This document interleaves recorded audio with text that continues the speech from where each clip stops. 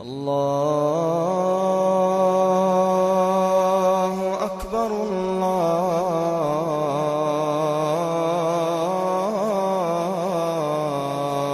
أكبر.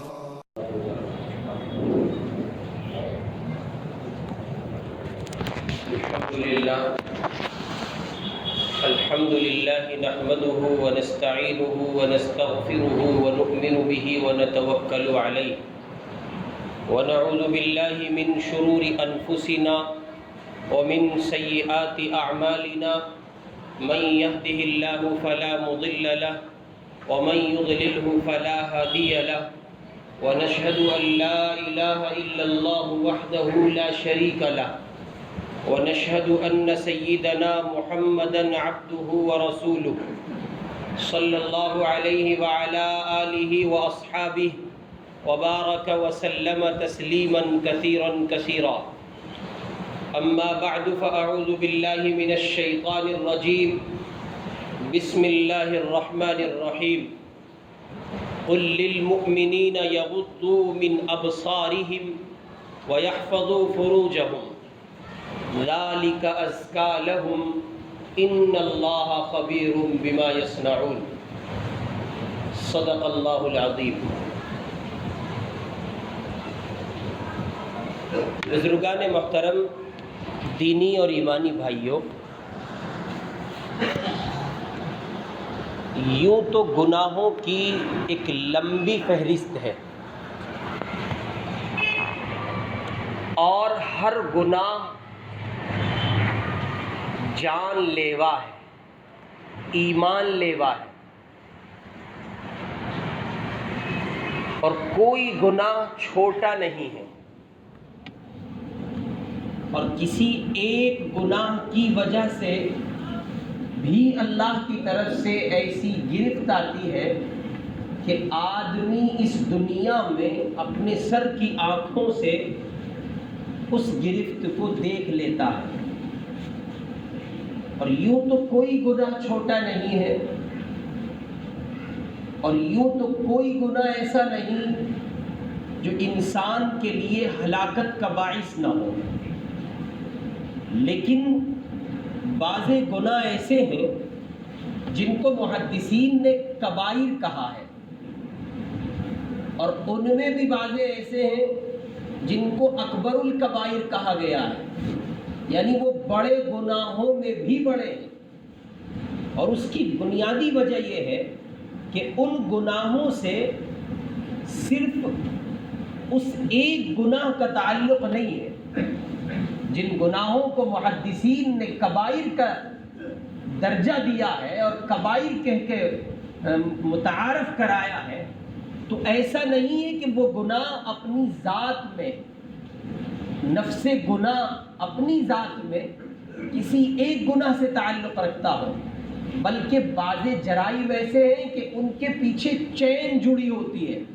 اگر وہ ایک گناہ وجود میں آیا، اب اس کے نتیجے میں کتنے گناہوں سے سابقہ پڑے گا، اور گناہوں کی کتنی خطرناک گھاٹیوں اور وادیوں سے گزرنا پڑے گا، اور کتنے جرائم کو سر انجام دینا پڑے گا، اس کا اندازہ آدمی نہیں کر سکتا.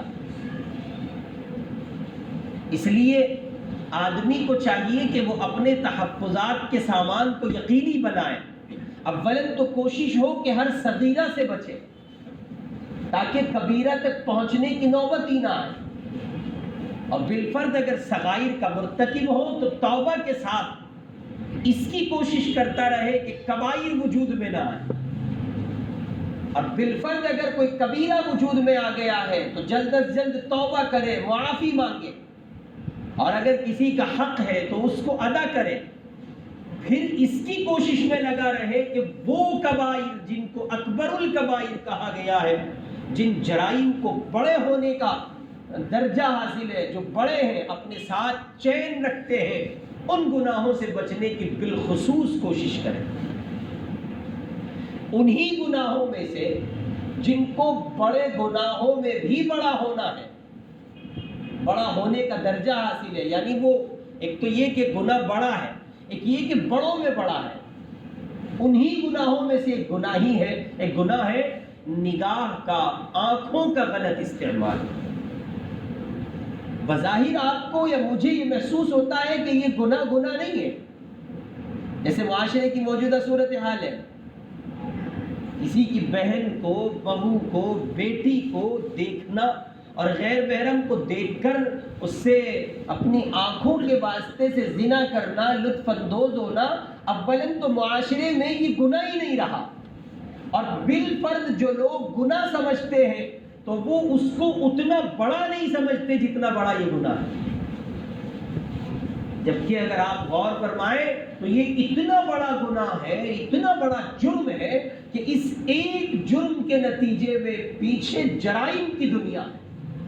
یہ ایک گناہ آپ اختیار کریں، اس ایک گناہ کے آپ عادی ہو جائیں، اس کو اپنی زندگی کا اور عادت کا حصہ بنائیں، اس کو مزاج میں شامل کریں، اور یہ آپ کی عادات سیئہ کا حصہ اگر ہو گیا تو یاد رکھیں اس ایک گناہ کے پیچھے مستقل ایک چین جڑی ہوئی ہے۔ اگر اس سے آپ کو سابقہ پڑے گا تو پھر ان گناہوں کو چاہ کر آپ نہیں چھوڑ سکتے۔ اور اس گناہ کے 3 بنیادی نقصانات ہیں۔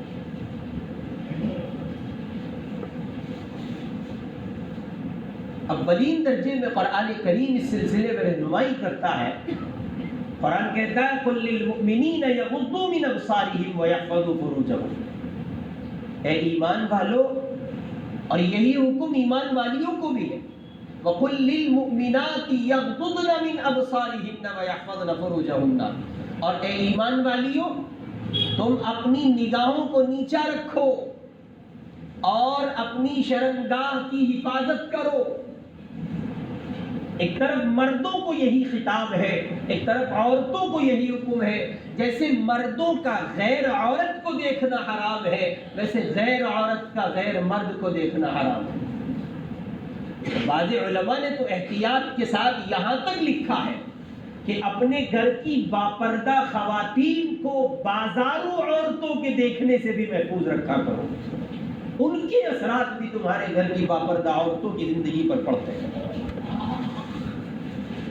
بے حیائی انسان کو چمبک کی طرح کھینچتی ہے، اس کے قریب جاتا ہے، وہ اپنے اثرات چھوڑتی ہے۔ جیسے نیکی کی اپنی ایک رنگت ہے، نیکی کی اپنی ایک خصوصیت ہے، نیکی کا اپنا ایک وصف ہے، اس کا ایک انوکھا پن ہے کہ نیکی سے انسان خوشبو حاصل کرتا ہے، نظافت پاتا ہے، تہذیب ملتی ہے، تمدن حاصل ہوتا ہے۔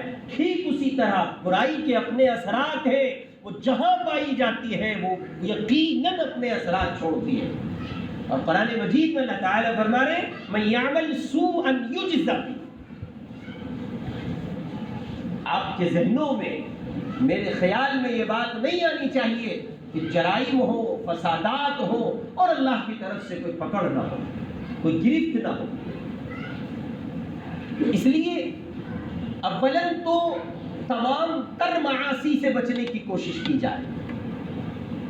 ہم زندگی کا ایک ایک پل، ایک ایک لمحہ، ایک ایک منٹ، سیکنڈ، گھنٹہ، دن اور رات اس انداز پر گزارے کہ گناہوں سے مکمل حفاظت یقینی ہو سکے۔ لیکن چونکہ ہم انسان بھی ہیں،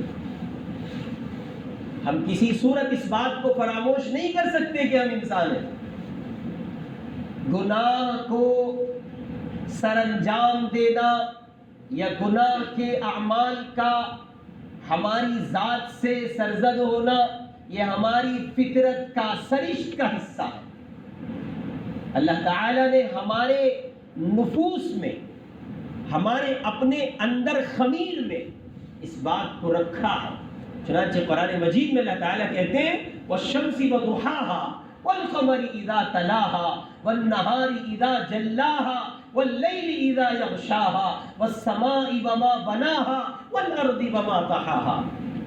اللہ پاک فرما رہے ہیں سورج کی قسم، پھر چاند کی قسم، پھر دن کی قسم، پھر رات کی قسم، پھر آسمان کی قسم اور پھر زمین کی قسم، اور ان تمام قسموں کے کھا لینے کے بعد اللہ تعالیٰ فرماتے وَنَفْسٍ وَمَا سَوَّاهَا، ہمیں انسان کے نفس کی قسم۔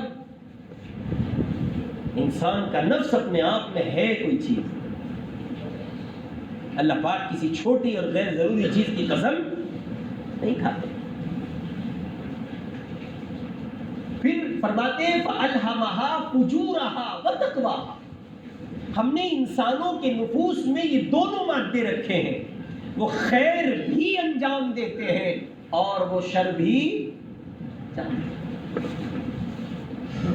اس لیے اولاً تو کوشش کی جائے کہ آپ معاصی سے بچیں، ہر چھوٹے بڑے گناہ سے بچنے کی سعی ہو، اور بالفرض گناہ ہو جائے تو اس پر توبہ کو لازم پکڑیں.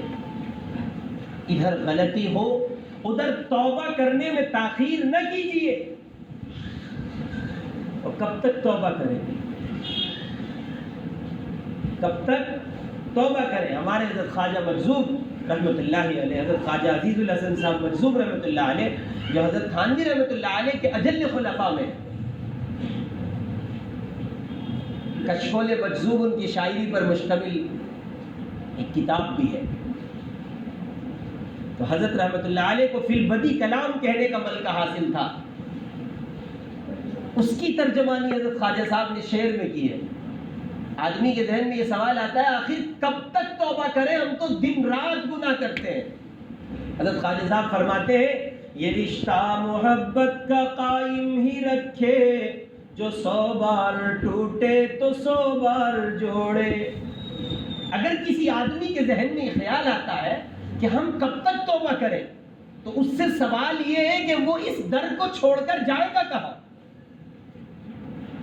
دنیا کے کسی انسان کو اگر یہ خیال ستا رہا ہے کہ کہاں تک توبہ کروں، تو سوال یہ کہ اگر آپ توبہ کرنا چھوڑتے ہیں تو کیا اس خدا کے سوا کسی اور خدا کو آپ نے پا لیا؟ کیا آپ کے یہاں 2 خدا ہیں؟ کیا آپ کے خالق 2 ہیں؟ ہرگز نہیں. آپ کا اللہ، میرا اللہ، کائنات کا اللہ ایک ہے، وہ اکیلا واحد ہے. اس کے سوا کوئی پرستش کے لائق نہیں ہے، کوئی پوجا کے لائق نہیں ہے. وہی ہے جس کی سارے جہانوں میں حکمرانی ہے، اور ہمیں اسی کی چوکھٹ پہ جانا ہے. وَتُوبُوا إِلَى اللَّهِ جَمِيعًا أَيُّهَا الْمُؤْمِنُونَ لَعَلَّكُمْ تُفْلِحُونَ. جو لوگ کامیابی چاہتے ہیں ان کے لیے لازم ہے کہ وہ توبہ کو اپنے اوپر لازم کریں، وہ توبہ کریں، توبہ کا اہتمام کریں.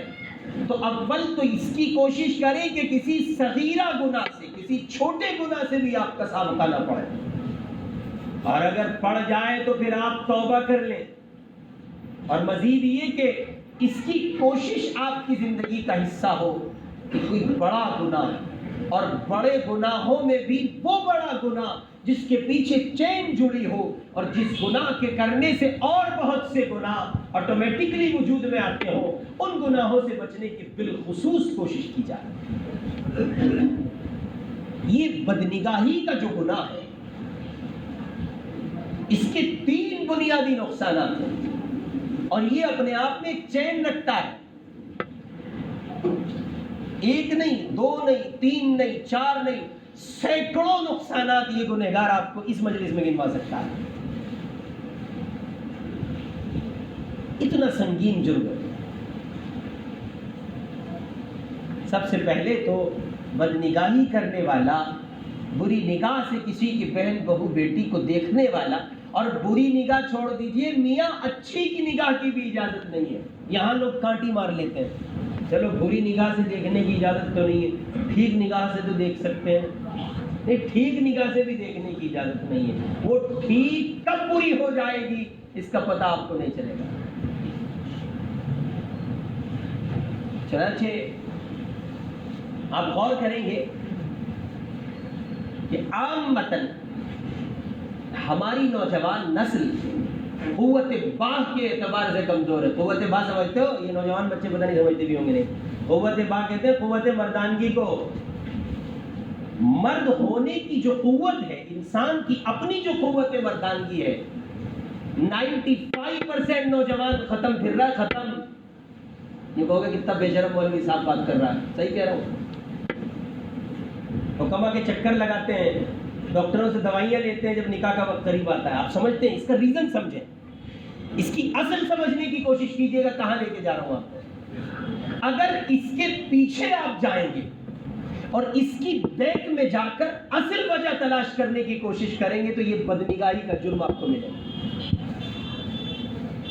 ہمارے حضرت مولانا حکیم محمد اختر صاحب رحمۃ اللہ علیہ وہ عالم بھی تھے اور حکیم بھی تھے۔ وہ حکیم دنیاوی بھی تھے، جسمانی بھی تھے اور روحانی بھی تھے۔ حضرت نے باقاعدہ اس کو ثابت کیا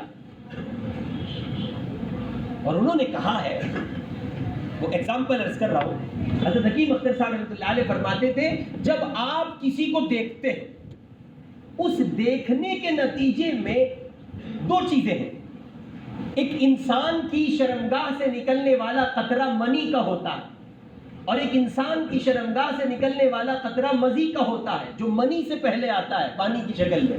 حضرت حکیم اختر صاحب رحمۃ اللہ علیہ فرماتے تھے کہ اللہ تعالیٰ نے اس کا ایک مستقر رکھا، ایک مقام ہے اس کا، یہ اپنی جگہ سے بغیر شہوت کے ہل نہیں سکتا، اور اگر آپ کسی غیر محرم عورت کو دیکھتے ہیں اور شہوت کی للچائی نگاہ اس پر ڈالتے ہیں تو یہ مزی کا قطرہ اپنا مستقر چھوڑ دیتا ہے اور یہ وہاں سے نکل کے نالی میں آ جاتا ہے، اور پھر بات آگے بڑھتی ہے اور شہوت جو بڑھتی ہے یوں تقاضا ہوتا ہے، یا آدمی ہینڈ پریکٹس کا شکار ہوتا ہے یا آدمی زنا کرتا ہے۔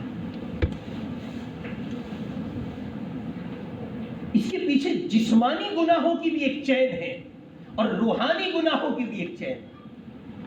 جو آپ کے ایمان پر ڈاکہ زنی کرے ان گناہوں کی بھی چین ہے، اور جو آپ کے جسم کو کھوکھلا کر دے ان گناہوں کی بھی چین ہے۔ اور ہمارے معاشرے کے بھولے پن کا عالم یہ کوئی گناہ ہی نہیں ہے۔ اگر میں یہ کہہ دوں تو بات غلط نہیں ہوگی کہ لوگوں کو بدنگاہی کرنے میں پی ایچ ڈی حاصل ہے۔ آپ غور کریں کہ ہمارے نوجوان بچے چوراہوں پر کھڑے رہتے ہیں، یہ دور سے دیکھنا شروع کریں گے اور پھر دور تک دیکھیں۔ بتاؤ غلط کہہ رہا ہوں؟ فرصت سے، طبیعت سے دیکھتے ہیں اور اپنے دوستوں کو متوجہ کرتے ہیں، بھائی دیکھا تو نے؟ اب غور کریں کہاں ہیں ہم؟ قرآن مجید کی زبان سنیں، قرآن سنیں، قرآن کیا کہہ رہا ہے؟ قرآن کہہ رہا ہے قُلْ لِلْمُؤْمِنِينَ يَغُضُّوا مِنْ أَبْصَارِهِمْ وَيَحْفَظُوا فُرُوجَهُمْ۔ قرآن پاک میں جس گناہ کو گناہ کی عنوان سے بیان کر دیا گیا، اگر آپ اس کی مخالفت میں چلتے ہیں تو آپ صراحت کے ساتھ، وضاحت کے ساتھ ڈھیٹ ہو کر، بڑے درجے کے مجرم ہو کر قرآن کی مخالفت کرتے ہیں، اللہ کی نافرمانی بول لیتے ہیں، اور آپ نص قطعی کی مخالفت کرنے والے ہیں۔ گویا آپ اس جرم کی مخالفت کر رہے ہیں جس جرم کی صراحت کے ساتھ قرآن نے جرم ہونے کو واضح کر دیا۔ اس لیے بدنگاہی کرنے والا 3 بنیادی نقصان کا شکار ہوتا ہے۔ نمبر 1 تو یہ ہے کہ وہ اللہ کا نافرمان ہوتا ہے، اللہ سے بغاوت کر لی اس نے،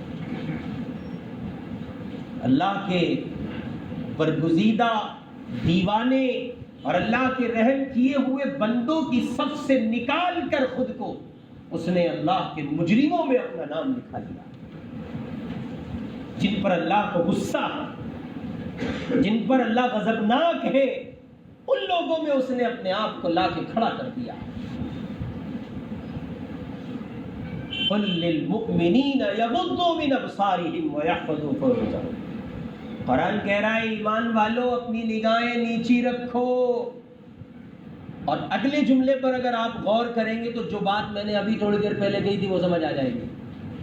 یغضوا من ابصارہم، نگاہوں کو نیچی رکھو۔ اگلا جملہ ویحفظوا فروجہم، اور اپنی شرمگاہوں کی حفاظت کرو۔ سوال یہ کہ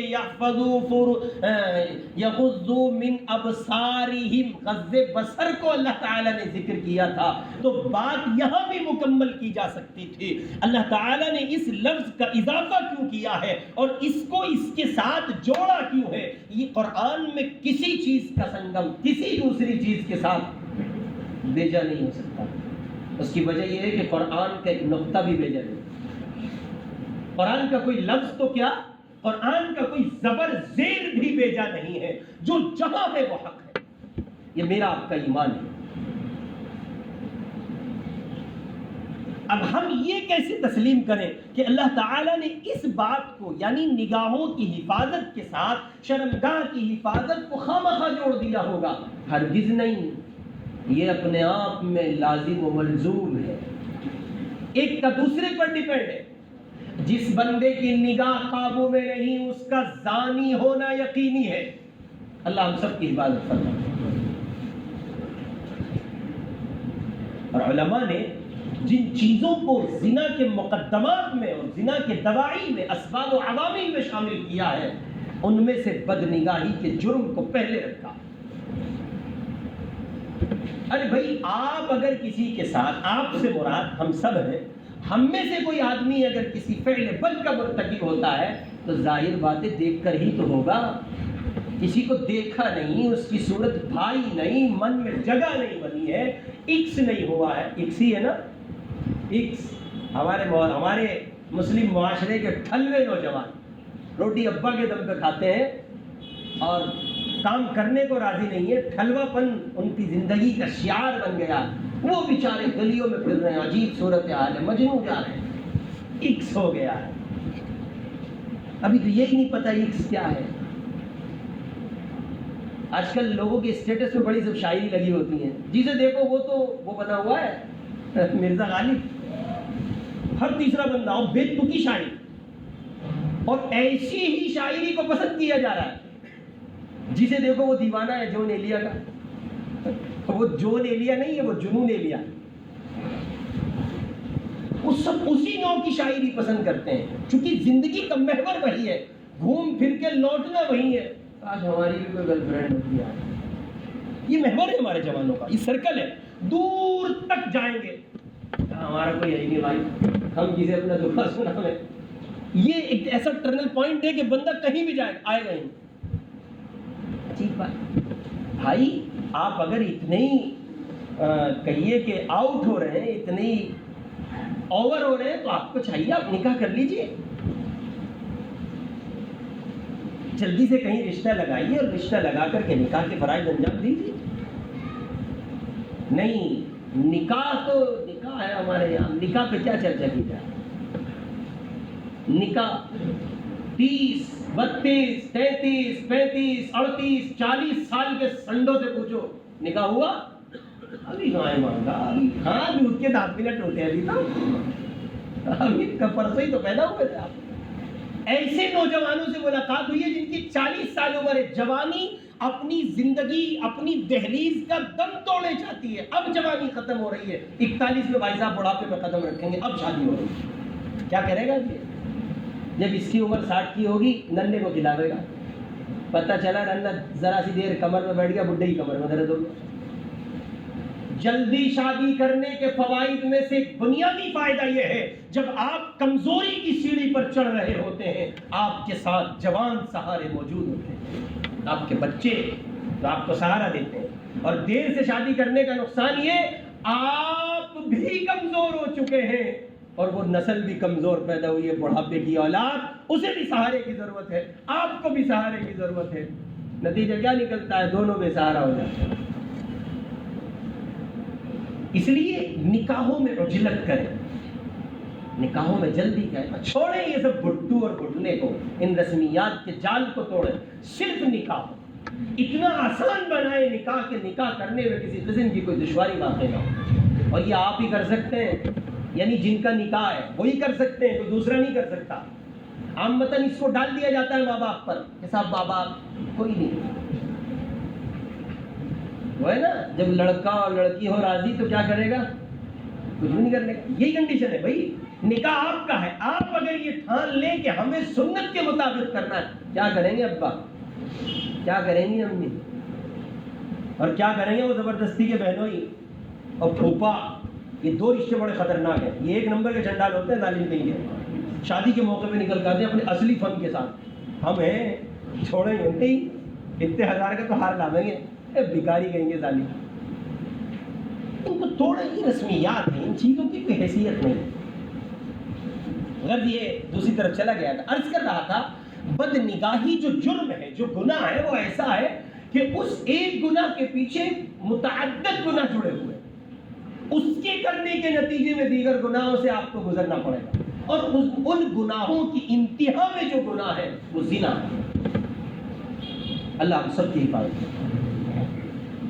اس لیے بدنگاہی تین بنیادی نقصان۔ پہلا، بدنگاہی کرنے والا قرآن کی، حدیث کی، اللہ کی، رسول کی، شریعت کی کھلی مخالفت کرتا ہے، نص قطعی کا مخالف ہے، باغی ہے اللہ کا نافرمان ہے۔ اور یاد رہے، نافرمان تو نافرمان ہے۔ اگر نافرمانوں کی لسٹ میں میرا آپ کا نام آیا تو یوں تو ہو سکتا ہے جو مشرکین نافرمان ہیں وہ زیادہ جو سزا کے مستحق ہو، اور جو کافر نافرمان ہیں وہ اور زیادہ سزا کے مستحق ہو، لیکن یہ نہیں ہو سکتا کہ نافرمانوں کی لسٹ سے نام نکال دیا جائے۔ جب سزا ان کو دی جا رہی ہوگی تو اس بدنگاہی کرنے والے کو بھی نہیں چھوڑا جائے۔ اور یہ کپڑا بیچنے والے، یہ ڈاکٹر لوگ، ڈاکٹر جو ہے ڈاکٹر بہت پوری چیز ہوتا ہے، ڈاکٹر پتہ نہیں ہے کوئی ڈاکٹر بیٹھا ہوا ہے، یہ ایسے پکڑتے ہیں، نبض دیکھتے ہیں اور نبض دیکھتے دیکھتے مزے حاصل کرتے ہیں۔ اس جرم کا پتہ بھی نہیں چلتا ہو رہا ہوتا ہے۔ یہ عجیب بات ہے اس گناہ میں، یعنی محسوس نہیں کر سکتے آپ ہو رہا ہے۔ مثال کے طور پہ یہ لیڈیز سامان بیچنے والے، کوئی بھی ہو، کپڑا ہو، کاسمیٹک ہو، مختلف کام ہے، ان کے پاس خاتون آئی، اب ان کی تو مجبوری ہے نا، چونکہ کام ان سے متعلق ہے، ان کی مجبوری یہ بات کریں گے، اور اللہ ہدایت دے، شریعت اسلامی سے ان کو نوازے۔ ہمارے گھر کی خواتین، مائیں بہنیں، بچیاں دین زندگی میں نہ ہونے کی وجہ سے صورتحال وہاں بھی کچھ مختلف نہیں ہے، یہی ہے۔ اب ان کا سابقہ چونکہ ان عورتوں سے پڑتا ہے، اور وہ ہنس کر، کھل کر، کھل کر باتیں کرتی ہیں۔ قرآن کہہ رہا ہے عورتوں کے لیے فَلَا تَخْضَعْنَ بِالْقَوْلِ، غیر مرد سے اتنے سخت لہجے میں بات کرو اس کی نگاہ کسی صورت تمہاری طرف مائل نہ ہونے پائے۔ اور عورتیں بات کیسے کرتی ہیں تو سب کو بتائیے، کتنی محبت سے باٹل میں اتار لیتی ہیں۔ دکاندار سمجھتا ہے میں نے ہوشیاری سے مال بیچ دیا، وہ اس کے کان کاٹ جاتی ہیں۔ غرض یہ کہ میرے بھائی بہت زیادہ محتاط ہونے کی ضرورت ہے اس گناہ سے بچنے کے لیے، اور اس کا بہترین علاج شریعت مطہرہ نے طے کیا ہے۔ یغضوا من ابصارہم، نگاہوں کو نیچے رکھو۔ یہ جو شٹر ہے نا آپ کا میرا، اس کو فوراً گرا دیا جائے۔ حضرت علی رضی اللہ تعالی عنہ سے جناب رسول اللہ صلی اللہ علیہ وسلم نے فرمایا، علی پہلی نگاہ معاف، پہلی نگاہ، بہت سے لوگ اس کو بھی دلیل بنا لیتے ہیں، اجی وہ پہلی تو معاف ہے، نہیں، پہلی کون سی معاف ہے؟ یوں نگاہ اٹھی، سامنے لڑکی کھڑی تھی اور فوراً آپ نے جھکا لی، یہ جو پڑی ہے یہ معاف، اور وہ جو یوں پڑی اور پھر پڑھتے ہی رہی، یہ معاف نہیں ہے، اس کی گنجائش نہیں شریعت میں۔ بھائی صاحب تو پڑھی اور پڑھتی چہرہ گھومنے لگتا ہے، پڑھی رہی ہے وہ تو حضور نے حضرت علی کو جس نگاہ کی معافی کا حکم دیا وہ پڑھی اور جھک گئی، پڑھی رہی کی معافی کا حکم شریعت میں نہیں ہے۔ اس لیے نگاہ کی حفاظت کریں، اور اس کا بہترین علاج ہے کہ نگاہ کو جھکا لیں۔ جب کسی عورت پر نگاہ پڑے فوراً جھکا لیں۔ اب رہی یہ بات کہ جناب اتنی لڑکیاں ہیں تو بچنا کمال تو یہی ہے، اگر اکی دکی لڑکی کوئی دکھائی دے، غیر محرم عورت پر نگاہ پڑے اکی دکی، تو تمہارا کمال کیا ہوا بھائی؟ ارے قدم قدم پر لڑکیاں ہیں، قدم قدم پر بے حیائی ہے، اور قدم قدم پر آپ نگاہیں جھکاتے ہیں۔ آپ غور کریں، جب آپ کس کشمکش سے گزر رہے ہو تب اللہ آپ کو کتنی محبت کی نگاہ سے دیکھتا ہے۔ میرا بندہ میری محبت میں، میرے حکم کے ٹوٹنے کی وجہ سے، میری مخالفت نہ ہونے کی وجہ سے کشمکش کا شکار ہے۔ ادھر آپ نگاہ اٹھاتے ہیں، گراتے ہیں، اٹھاتے ہیں، جھکاتے ہیں، ادھر ایک ایک محل ہر نگاہ پر اللہ آپ کے لیے جنت میں تعمیر کر رہا ہے۔ معمولی چیز ہے۔ دوسرے نمبر پر رسول اکرم صلی اللہ علیہ وسلم قرآن مجید میں اللہ تعالیٰ نے ارشاد فرمایا بد نگاہی کرنے والا امانت میں خیانت کرنے والا ہے. یہ آنکھیں کس کی امانت ہے؟ اللہ. اور ظاہر ہے کہ یہ نعمت ہے تو نعمت کا صحیح استعمال کیا ہے؟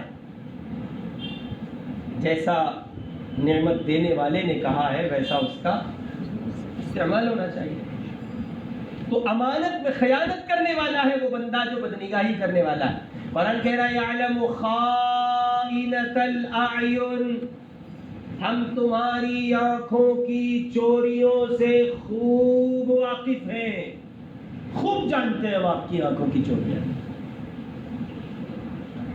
میں نے ابھی ایک بات عرض کی تھی، آپ نے توجہ کی ہو تو، کہ یہ گناہ ہوتا ہے اور پتہ نہیں چلتا. بات اس کے سوا جو گناہ ہے ان کے ہونے پر احساس ہوتا ہے، پتہ چلتا ہے. یہ گناہ ایک ایسا بندے کو بسا اوقات خود کو بھی پتہ نہیں چلتا، اور اگر خود کو پتہ چل جائے تو پاس والوں کو تو چلتا ہی نہیں. اس کا قرآن کی آیت اشارہ کر رہی ہے اس طرف. یعلم خائنۃ الاعین وما تخفی الصدور، ہم تمہاری آنکھوں کی چوریوں سے خوب واقف. آپ ایسے کھڑے ہیں، کوئی غیر محرم آپ کی نگاہ کے سامنے سے گزری، آپ کا دوست ادھر کھڑا ہے، آپ کا ایک دوست ادھر کھڑا ہے. ارے بھائی اس کی نگاہ آپ کی نگاہوں پر تو نہیں ہے نا. آپ دیکھ رہے ہیں گزرنے والی کو، وہ برابر میں کھڑا ہے، اسے بھی نہیں پتا، ادھر کھڑا ہے اسے بھی نہیں پتا. لیکن یاد رہے کسی کو پتا ہو نہ پتا ہو، اللہ کو سب پتا. ان ربک لبالمرصاد، وہ تو گھاٹ میں لگا ہوا ہے. یعلم وہو معکم اینما کنتم، جہاں کوئی نہیں ہے وہاں اللہ ہے. بھائی کیوں میں اور آپ اس سے غافل ہوئے کہ کوئی نہیں دیکھتا، اللہ دیکھتا ہے. ہمارے حضرت حکیم اختر صاحب رحمۃ اللہ علیہ فرماتے تھے تو جو کرتا ہے چھپ کے اہل جہاں سے، تو جو کرتا ہے چھپ کے اہل جہاں سے، کوئی دیکھتا ہے تجھے آسمان سے. اللہ کی نگاہ سے آدمی اوجھل نہیں ہو سکتا. اس لیے جوانوں اپنی نگاہوں کو قابو میں رکھو، بچاؤ اپنی نگاہوں کو، حفاظت کرو. بدنگاہی ایسا جرم ہے جو سیلاب رکھتا ہے اپنے پیچھے گناہوں. اور تیسرا بنیادی نقصان لعن اللہ الناظر والمنظور، بدنگاہی کرنے والے پر، غیر محرم عورتوں کو دیکھنے والے پر، اور ایسے ہی غیر محرم عورتیں جو خود کو دکھاتی پھرتی ہیں ان پر، دیکھنے والے پر بھی دکھانے والی پر بھی اللہ کی لعنت ہے. اب غور کریں، گناہ ہو رہا ہے اور یہ بندہ 3 دائروں سے گزر رہا ہے. پہلا دائرہ اللہ کے نافرمان ہونے کا قلم اس پر پھیر دیا گیا ہے، یہ ہماری زمین پر ہمارے نافرمانوں میں ہے، سو عذاب جو نازل ہوگا یہ بھی نہیں بچ پائے. دوسرا یعلم خائنۃ الاعین، یہ وہ ظالم ہے کہ اللہ کی طرف سے جب یہ اعلان ہوگا ہماری نعمتوں کا سلسلہ ان ناشکروں کے لیے روک دیا جائے کہ جنہوں نے نعمت لے کر اس کا صحیح استعمال نہیں کیا. اب یہ بندہ جو بدنگاہی کر رہا ہے، یہ چونکہ شکران نعمت تو کیا کرتا، یہ بھی کفران نعمت سے کام لے رہا ہے. اور ضابطہ یہ ہے جب نعمت کی ناشکری ہوتی ہے تو اللہ نعمت چھین لیتا ہے. اور تیسرے یہ کہ یہ دیکھ رہا ہے اور وہ دکھا رہی ہے، دیکھنے والے پر بھی لعنت ہے اور دکھانے والی پر بھی لعنت. اس لیے اس گناہ سے خصوصاً بچنے کی کوشش کریں. اور حل یہ ہے جو میں نے عرض کیا، یہ قرآن کا حل ہے، یغضوا من ابصارہم، نگاہیں جھکا لیجیے. ورنہ یاد رکھیں اگر آپ اس گناہ کے مرتکب ہوتے ہیں تو ذرا غور کریں، بدنگاہی ہوئی تو بدنگاہی کے نتیجے میں آپ اس خاتون کے خیالات سے دوچار ہوں گے اور خیالات میں گم ہو کر آپ اس کی جستجو میں لگیں گے. پھر آپ کو گلی کی تلاش، محلے کی تلاش، پیچھے پڑنے کی تلاش، کہاں سے آئی تھی، گلی کون سی تھی، برادری کیا ہے، کہاں کی ہے، کس کی ہے، اور آگے بڑھ کر پھر نمبر، تاکہ ایسے میں واٹس ایپ کے ذریعے رابطہ ہو سکے. اور پھر آگے بڑھ کے غیر محرم سے باتیں. ابھی تک تو آنکھوں کا زنا ہو رہا تھا اور اب تھوڑی دیر کے بعد کانوں کا بھی زنا ہوا. آپ گلیوں میں دھکے کھا رہے ہیں، گھنٹوں چپکے ہوئے ہیں خاتون سے. اور پھر اس سے آگے بڑھ کر کے معاملہ وہاں پہنچتا ہے جہاں حدیث پاک میں اشارہ کیا گیا. حضور پاک نے فرمایا آنکھوں سے ابتدا ہوتی ہے اور شرمگاہ تصدیق کرتی ہے یا تکذیب کرتی ہے. اس کی جو انتہا ہے وہ زنا ہے.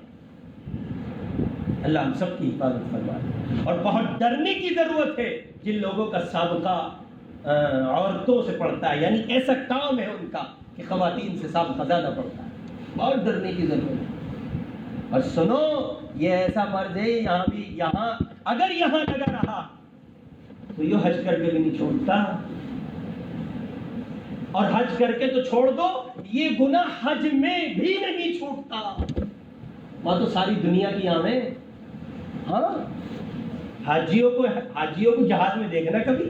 آپ اپنی نگاہوں کی حفاظت شروع کر دو اور پھر جہاز میں اللہ آپ سب کو لے جائے، ہم سب کو بار بار بیت اللہ لے جائے، ہم سب کو حرمین کی مقبول حاضری سے نوازے. جہاز میں آپ دیکھو گے بعض حاجی لوگ مزے لینے کے لیے بیل بجاتے ہیں. یہ بجایا حاجی نے، تھوڑ سے کوڑی نکل کے آتی، خاتون آتی ہے، جی کچھ چاہیے؟ نہیں میں تو دیکھ رہا تھا، کچھ نہیں چاہیے، جان مانگ کر گئے ہم. ہاں آپ اسے مذاق میں، یہ مرض ہے، یہ یہاں بھی ہے، جہاز میں بھی ہوگا، حج کے دوران بھی ہوگا. یہ نہیں چھوٹتا. اتنا سنگین گناہ. طواف کرتے ہوئے لوگ بدنگاہی کرتے ہیں. بھائی اللہ کا گھر ہے، صحن حرم ہے، صحن کعبہ ہے، 120 رحمتیں ہمہ وقت کعبے پہ اتر رہی ہیں. اللہ کے سینکڑوں بندوں کو رحمت سے نوازا جا رہا ہے، اور اس نگاہ اس مرض کے مریض وہاں بھی نہیں بچتے. یوں رہتی ہے حاجی کی بات. کون سے ملک کی ہے بھائی؟ ہاں یہ آپ اس کو تفریح میں لے رہے ہیں، میں صحیح عرض کر رہا ہوں. یہ سچائی ہے. وجہ کیا ہے؟ وجہ یہ ہے کہ یہ یہاں زندگی کا حصہ بنا ہوا ہے. اور بڑی عجیب بات ہے صاحب، اسی لیے آپ دیکھو گے بیت اللہ شریف جانے والے حجاج لوٹ کے آ جاتے ہیں، لیکن وہ رنگت ان کو حاصل نہیں ہوتی جو رنگت حج کے بعد ایک حاجی کو مل جائے. آپ سمجھتے ہیں کیوں؟ سبب یہی ہے کہ وہ بیچارہ یہاں سے اتنے گناہوں میں لت پت گیا ہے، دل کی دنیا گندی ہے اور گناہوں میں ایسا گرفتار ہے کہ عادتیں یہاں لگی تھی وہاں بھی نہیں چھوٹی ہیں. اور اللہ کا ضابطہ ہے، جیسے کسی دودھ والے کے پاس آپ جائیں اور دودھ والے کو برتن دے اور کہیں کہ چچا جان اس میں 1 کلو دودھ آپ دے دیجئے، اور وہ آپ کا برتن گندا ہو تو اللہ کی قسم دنیا کا کوئی دودھ والا گندے برتن میں آپ کو دودھ نہیں دے گا. ٹھیک اسی طرح جیسے دودھیا گندے برتن میں دودھ نہیں دیتا، اللہ گندے دل میں اپنی محبت نہیں دیتا. یہ ضابطہ ہے ان کا. کعبہ جائے آدمی اور وہاں کی رنگت میں نہ رنگے، کعبے کا رنگ نہ لے کے لوٹے، مصطفیٰ کے روزے پہ جائے، مصطفیٰ کی روزے کی جالیوں کو دیکھے، حضور کا سراپا اس کے سامنے موجود ہو، روضہ اطہر کا سراپا اس کے سامنے موجود ہو، یہ تصورات ہو کہ میں حضور کی بارگاہ میں کھڑا ہوں، اور پھر اس کے دل کی دنیا نہ بدلے. آخر کیوں؟ اس لیے کہ جرائم لے کے گیا تھا، جرائم میں وہاں بھی گرفتار رہا، اور وہاں سے لوٹا تو ایسے جیسے ہم لوگ ایک مرتبہ جماعت میں گئے تو ہمارے امیر صاحب کہتے تھے بابو ایسا نہ کرنا کہ کہیں واپس پہنچ کے تم سے کوئی کہے کہاں گئے تھے اور تم کہو کہیں نہیں، اور کوئی تم سے پوچھے کیا لائے تو تم کہو. اس لیے بچائیں اپنے آپ کو، بڑا جرم ہے. اللہ ہم سب کی حفاظت فرمائے اور اس گناہ سے بچنے کی 100% اللہ ہمیں توفیق سے نوازے. اور ہاں ایک آخری بات، اس گناہ میں بڈھے زیادہ گرفتار ہوتے ہیں، اور یہ بات میری نہیں ہے، مولانا اشرف علی تھانوی کی ہے. میری ہوتی تو آپ یوں کہتے تھے انشاءاللہ مسجد کا امام ہے، اسے تو کام ہے بیچارے کو ہر چیز کو حرام کرنا. نہیں، یہ بابا تھانوی کی بات ہے، اور اس کا جو ریزن انہوں نے لکھا ہے وہ بہت اہم پوائنٹ ہے. حضرت تھانوی نے لکھا ہے جوان آدمی میں شہوت کوٹ کوٹ کے بھری ہوتی ہے، جب ذرا سا مس یوز ہوتا ہے، جب ذرا سا تار کہیں ٹچ ہوا تو فوراً آدمی الرٹ ہو جاتا ہے اور شورٹ ہو جائے گا. لیکن چچا جان 60 پلس ہیں، 50 پلس ہیں، 70 پلس ہیں، تو چچا جان کی شہوت کا وہ طاقت کا وہ حصہ جو جوانی میں تھا کھو چکے ہیں. وہ گرم جوشی نہیں رہی، وہ طاقت نہیں رہی، اس لیے وہ اس گناہ سے گزرتے رہتے ہیں اور انہیں خیال بھی نہیں ہوتا.